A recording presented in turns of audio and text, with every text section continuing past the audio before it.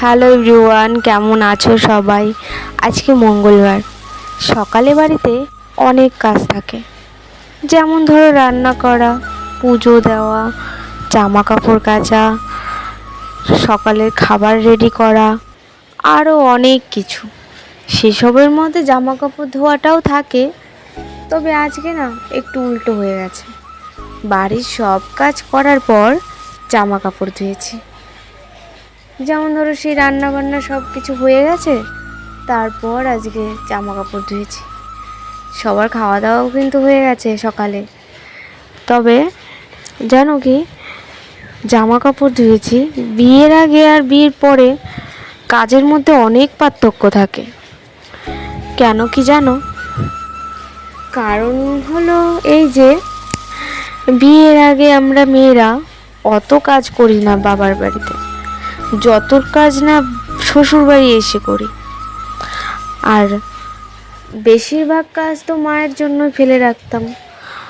মা বেশি কাজ যখনই করতে যেতাম, তখনই মা দেখলে বলতো যে আর করতে হবে না, ওইটা রেখে দে, ওটা আমি পরে করে দেবো।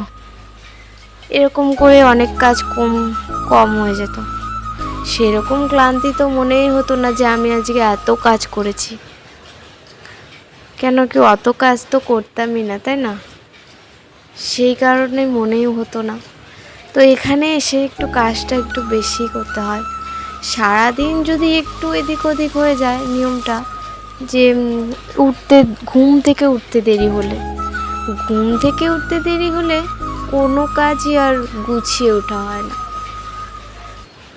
আর এখানে একটু জামা কাপড়গুলো সব মেলতে দিয়ে এসেছি, সব পরিষ্কার করে জামা কাপড়গুলো পরিষ্কার করেছি।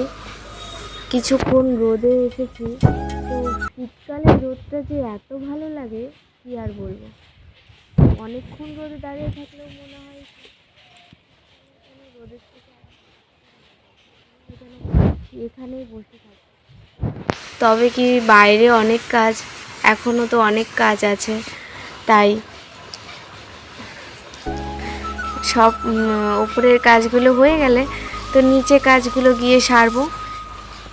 বাই বাই, পরে আবার দেখা হবে নতুন কোনো ভিডিওতে।